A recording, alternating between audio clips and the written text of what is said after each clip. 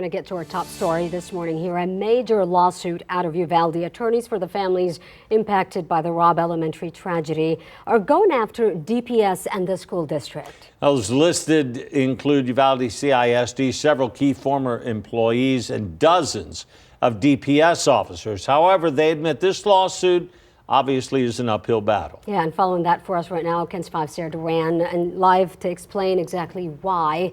Good morning to you, Sarah. What did you learn? And good morning to you too, Sarah. So attorneys say they will have to face a judicial doctrine called qualified immunity. And basically what this means, it's a rule that protects law enforcement from liability in lawsuits unless they violated a constitutional right, which attorney Josh Koskoff, who is representing the 19 families, believes happened. We think that this situation where kids, after all, are required to lock down in their classrooms, their freedom is constrained. So, in this situation, we feel like qualified immunity is not applicable. 92 Texas DPS officers are individually named in the lawsuit. It claims they failed to use their advanced training during a botched response to the shooting on May 24, 2022. And that's when nearly 400 federal, state, and local officers waited more than 70 minutes before confronting the shooter. Families of the victims say the $500 million lawsuit is not about money, but about gaining accountability. My daughter sat there, for 77 minutes crying, asking for help, There's still failure across the board.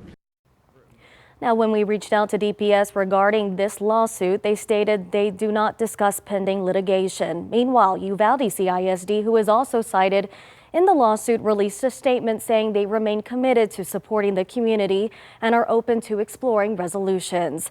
Meanwhile, no criminal charges have been brought up against any law enforcement who responded to the shooting that day, but these families were able to gain some sort of closure when it came to a settlement with the city. That was also announced yesterday, and Sarah, I think you can speak more to that this morning. Yeah, absolutely. Yeah. So expanding on that here, so that $2 million payout to victims' families is really just a piece of the deal Sarah was talking about. The city also has agreed to create a committee with families to establish a permanent memorial in the town plaza, which will be funded by the city. They're going to set May 24th as a day of remembrance for Robb victims. Mental health resources will continue to be provided for all those impacted. Fitness for duty standards will be required for police, as well as enhanced training for all. And at the local cemetery where victims are now buried, the city will maintain it regularly. The city promises to give an updated list of all donations made to the city in connection to the shooting and detail how those funds have been spent.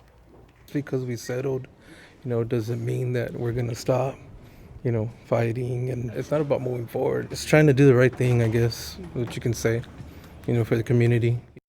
Now, families told us they wanted to get this announcement out of the way before Friday, which of course marks 2 years since the shooting at Robb Elementary.